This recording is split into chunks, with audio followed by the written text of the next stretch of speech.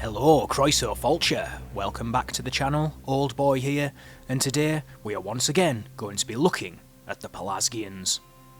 So in the last episode, we looked at their connections to parts of what is now considered as modern-day Greece, and today we'll be exploring their connections to the regions which we consider today as Italy. So with that being said, let's get into it.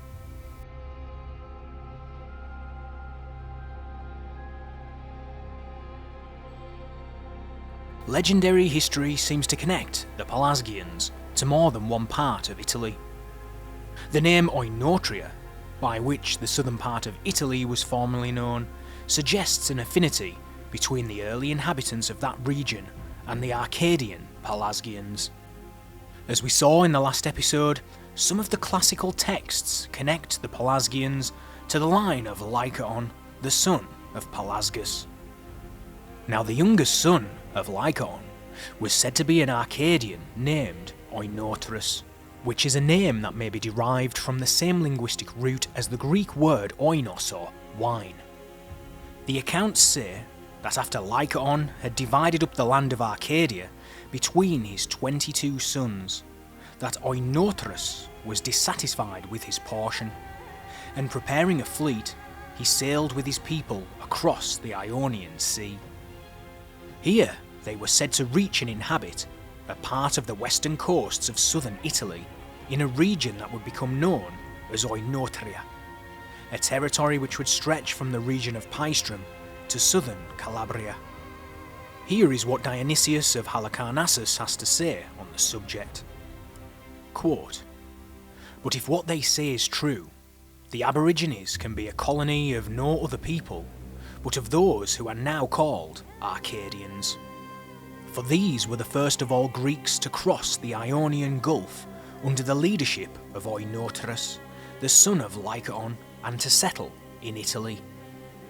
It is said Oenotrus was born 17 generations before the Trojan expedition. This, then, was the time when the Greeks sent the colony into Italy. Oenotrus left Greece because he was dissatisfied with his portion of his father's land. For as Lycaon had 22 sons, it was necessary to divide Arcadia into as many shares.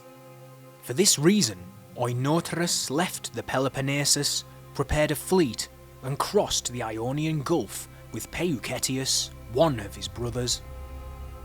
Peucetius landed his people above the Iapygian promontory, which was the first part of Italy they made, and settled there. And from him the inhabitants of this region were called Peucetians. But Oenotrus, with the greater part of the expedition, came into the other sea that washes the western regions along the coast of Italy." End quote. This same sentiment is shared by Pausanias, and Dionysius himself also cites the play Triptolemus by Sophocles as a supporting testimony to this notion. Quote, "But Oenotrus, the youngest of the sons of Lycaon, asked his brother Nuctimus for money and men, and crossed by sea to Italy. The land of Oenotria received its name from Oenotrus, who was its king. This was the first expedition dispatched from Greece to found a colony. And if a man makes the most careful calculation possible, he will discover that no foreigners either emigrated to another land before Oenotrus." End quote. In addition to this, Dionysius also quotes the historian Antiochus of Syracusa in his history of Italy, who says, quote, "This country, which is now called Italy, was formerly possessed by Oenotrians." End quote. In the previous video, we saw how some of the classical texts, such as the one I'm about to read from Plutarch, describe the Pelasgians as being wandering groups of people. Quote, "Some say that the Pelasgians, after wandering over most of the habitable earth and subduing most of mankind, settled down on that site, and that from their strength in war they called their city Rome." End quote. Now what's interesting about this is that Aristotle tells us that the Oenotrians were originally pastoralists who later adopted a life of agriculture.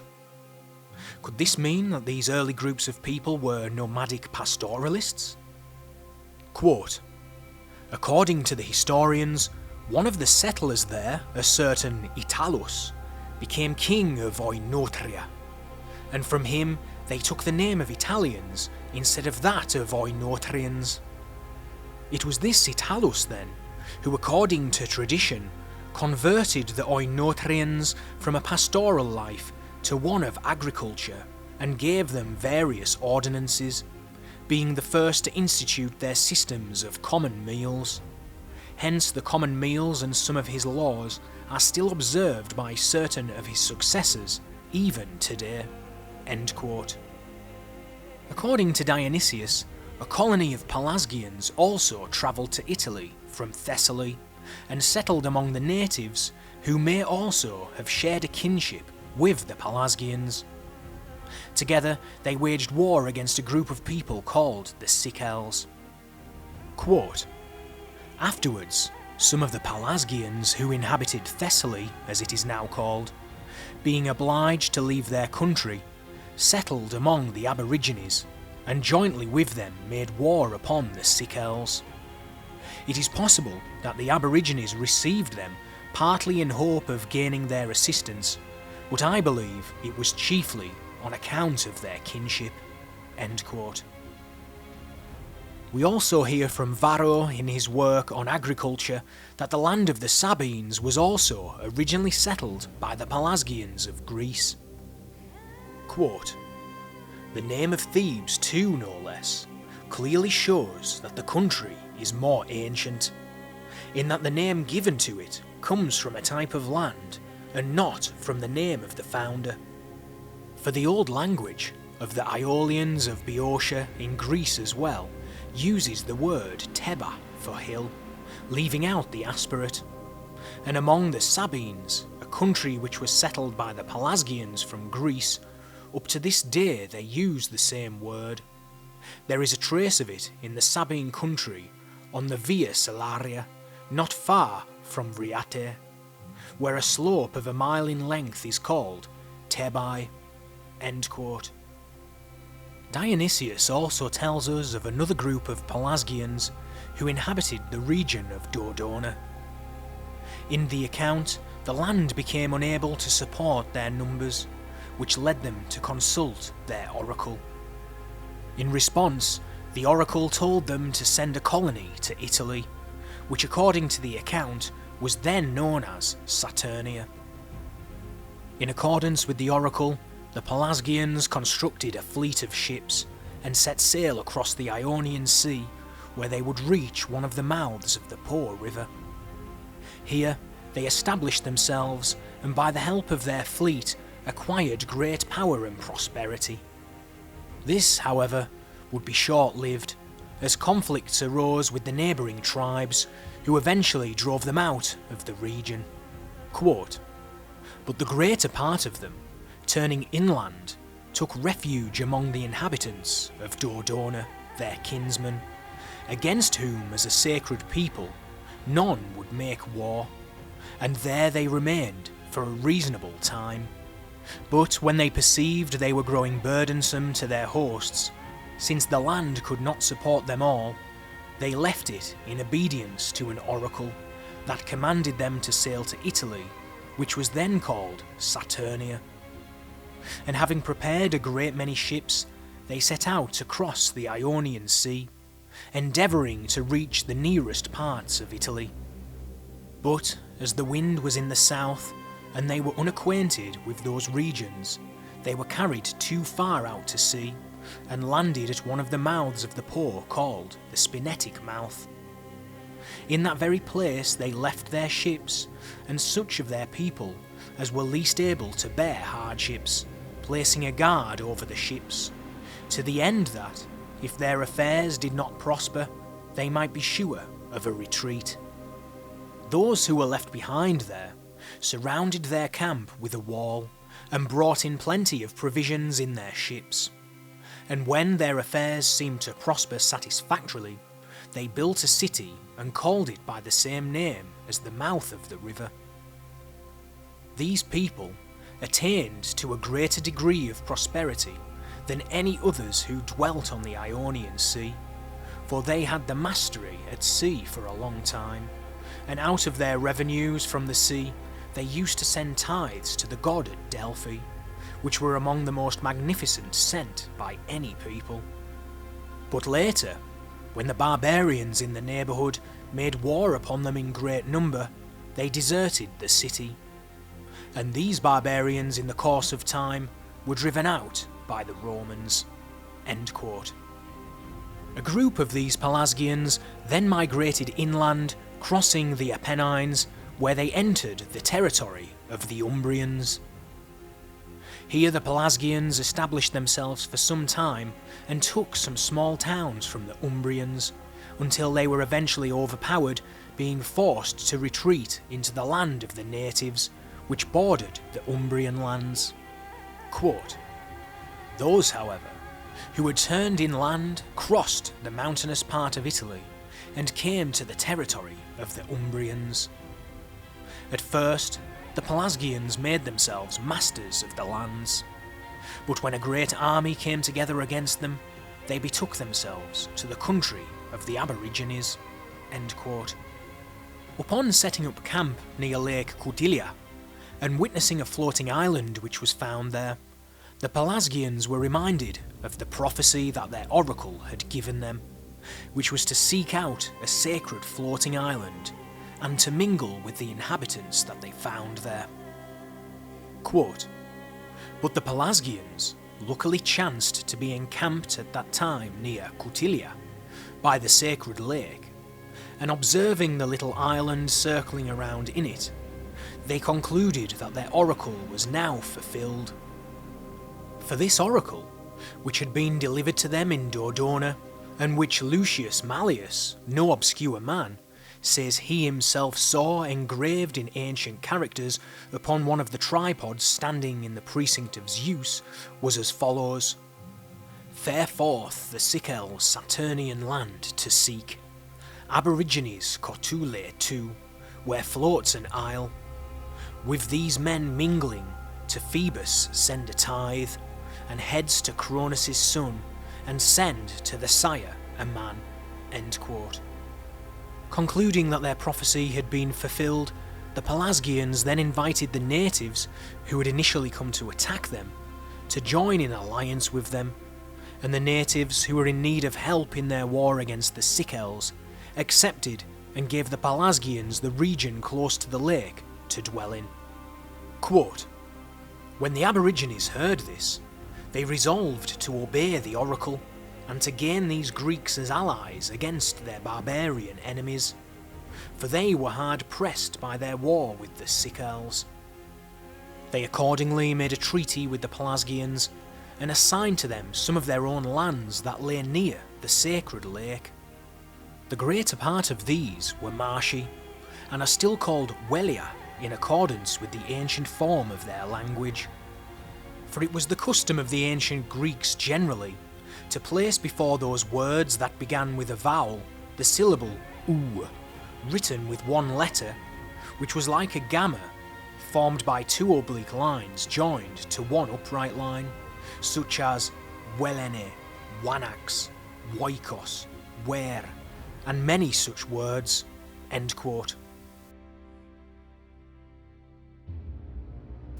The account then continues that the natives would go on to help the Pelasgians to conquer Crotona in Umbria, and in return the Pelasgians helped the natives to drive the Sicels out of their land.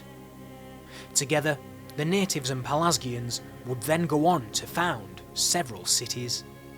Quote, "Afterwards, a considerable part of the Pelasgians, as the land was not sufficient to support them all, prevailed on the aborigines to join them in an expedition against the Umbrians. And marching forth, they suddenly fell upon and captured Croton, a rich and large city of theirs. And using this place as a stronghold and fortress against the Umbrians, since it was sufficiently fortified as a place of defence in time of war and had fertile pastures lying around it, they made themselves masters also of a great many other places, and with great zeal assisted the aborigines in the war they were still engaged in against the Sicels, till they drove them out of their country. And the Pelasgians, in common with the aborigines, settled many cities, some of which had been previously inhabited by the Sicels, and others which they built for themselves. Among these are Caira, then called Agula, and Pisae, Saturnia, Alsium, and some others. This account is also corroborated by Macrobius in his work Saturnalia, where he retells an account given by Varro which discusses the origins of the Saturnalia festival, which he attributes to the Pelasgians. Quote, "I am aware too of the account given by Varro of the origin of the Saturnalia. The Pelasgians, he says, when they were driven from their homes, made for various lands, but most of them flocked to Dodona, and doubtful where to settle, consulted the oracle. They received this reply: Go ye in search of the land of the Sicels and the aborigines, a land sacred to Saturn, even Cotule, where floateth an island. Mingle with these people, and then send a tenth to Phoebus, and offer heads to Hades, and a man to the Father."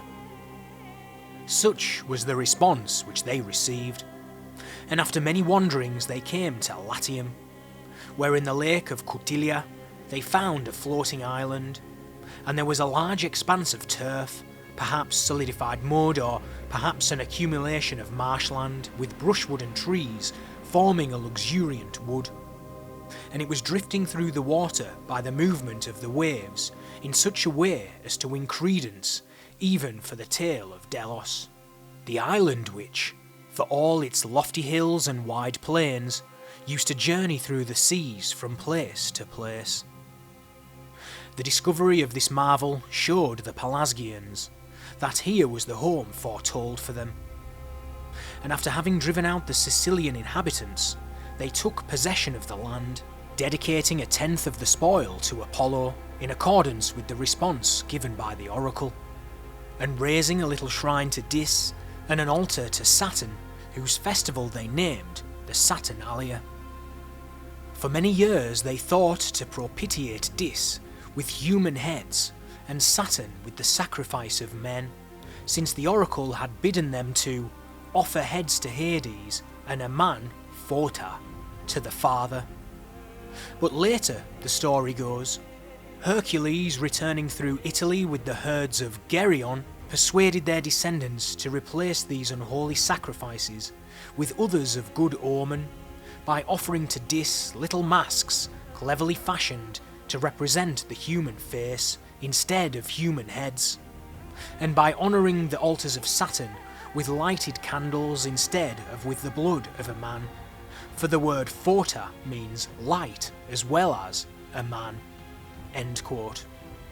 Now this is incredibly interesting, as Ovid in Fasti discusses the origin of the Lupercalia and calls it a Pelasgian rite. In the account, Ovid mentions Evander, an Arcadian, saying that he brought the practice of worship with him across the sea to the site which would become the city of Pallantium, which was located on the future site of Palatine Hill, Rome. In the same account, Ovid explicitly says that the practice was brought to Rome by the Pelasgians, which is consistent with the other accounts we have looked at, which connects the ancient Arcadians with the Pelasgians. Quote, "The third morn after the Ides beholds the naked Luperci, and then, too, come the rites of two-horned Faunus. Declare, Pierian muses, the origin of the rites, and from what quarter they were fetched and reached our Latin homes. The Arcadians of old are said to have worshipped Pan, the god of cattle, him who haunts the Arcadian ridges. Witness Mount Pholoe, Witness the Stymphalian waters, and the Ladon that seaward runs with rapid current. Witness the ridges of the Nonocrine grove begirt with pine woods. Witness high Tricrene and the Parhassian snows. There Pan was the deity of herds, and there too of mares. He received gifts for keeping safe the sheep. Evander brought with him across the sea his woodland deities, where now the city stands. There was then naught but the city's site. Hence we worship the god, and the Flamen Italus still performs in the olden way the rites brought hither by the Pelasgians. You ask, why then do the Luperci run? And why do they strip themselves and bare their bodies naked? For so it is their wont to run. The god himself loves to scamper, fleet of foot, about the high mountains, and he himself takes suddenly to flight.